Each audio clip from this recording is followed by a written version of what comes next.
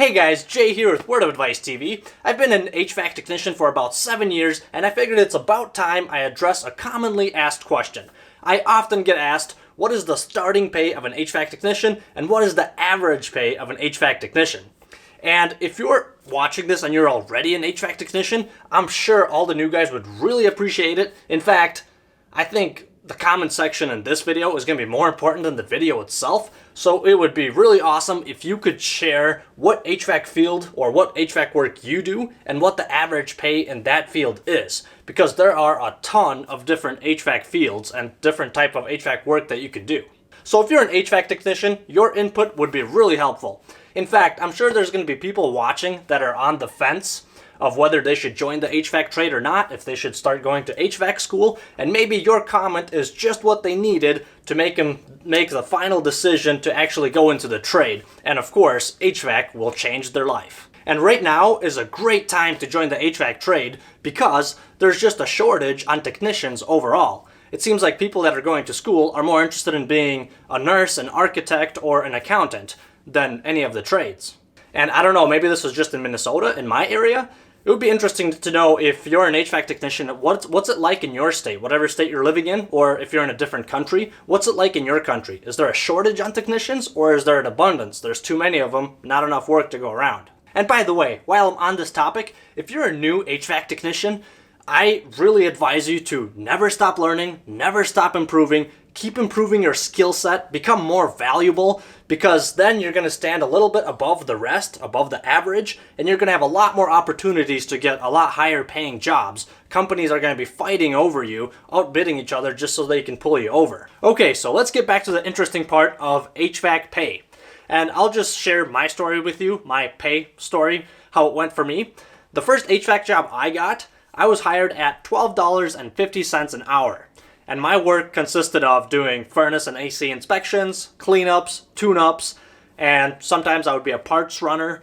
I would drive parts to senior technicians that need them, like a blower motor or whatever other big part they're installing. I would run parts to maybe the installer if they need something. I would assist with furnace and AC installs, and if I was running out of stuff to do, I would sweep the shop or organize parts. So it wasn't too bad for me, but just so you know, sometimes your very first job when you're starting out, it can be a little rough. You might get some of the worse jobs, like, crawl spaces and attic units and stuff, and you might be going into some nasty environments to start off with, but that's okay. Just endure it, get your foot in the door, get some experience, and once you got like half a year to a year of experience, you can go up pretty fast from there.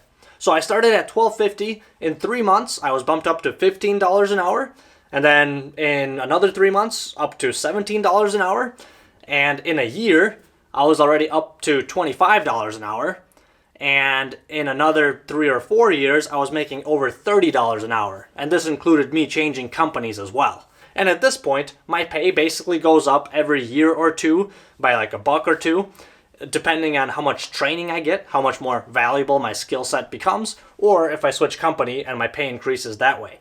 The roof for residential HVAC service technicians, the maximum you can make, on average, at least in my area, it's about $45-50 an hour. And that's if you're a skilled HVAC technician that knows what he's doing. That being said though, I do want to point out that there's two major factors that really impact how much you will make as an HVAC technician. The first one is location. It really depends on where you live, what the cost of living is in your state or in your country. I know that in Minnesota, the average pay of a technician is a little higher, and some of the southern states, they pay a little less because the cost of living there is less. So that's why I was also curious how much those technicians make in those other states. If you're a technician watching this, what is the average pay of a technician in your field of work? So the first factor is location, and the second one is what field of work you're in. A lot of people mistakenly think that there's only pretty much two fields. You're either doing residential service work, install or service, or you're doing commercial, install or service. But there's actually a ton of different HVAC fields that you can get into, and the pay varies on each one of them as well.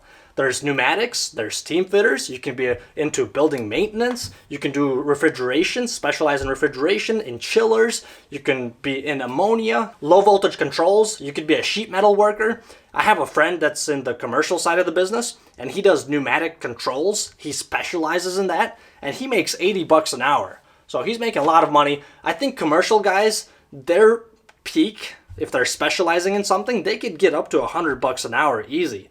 And generally, commercial work does pay more. In the residential field, service work pays a little bit more than install work. And in the commercial, I believe, as far as I know, it's the same thing. But if there's any commercial guys watching me, correct me if I'm wrong. The service guys, the guys that do the troubleshooting, they generally make more than the installers, the guys doing the ductwork and the install of the units. And of course, this mainly applies to people that are working as employees. If you're self-employed, if you're working for yourself, then obviously doing installs and new units will pay you more. So in summary, I would say that the average pay of an HVAC technician that has experience is around $30-35 an hour. But of course, the factors that also impact that are your location and which HVAC field you are working in. And one last tip that I want to leave you with that I often hear from the old and wise. You ready? Go the extra mile. It's never crowded. I like that quote so much, I even got it framed.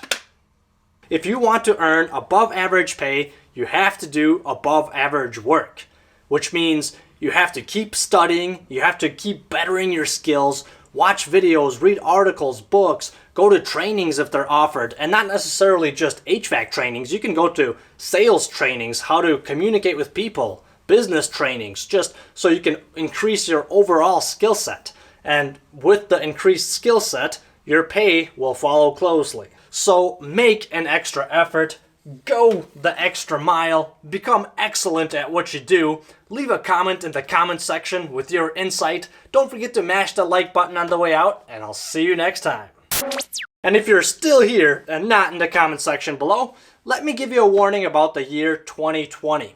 If you're going to be signing any contracts or agreements in the year 2020, make sure that you actually spell out the whole entire date. So for example, instead of writing 01/22/20, actually write 2020.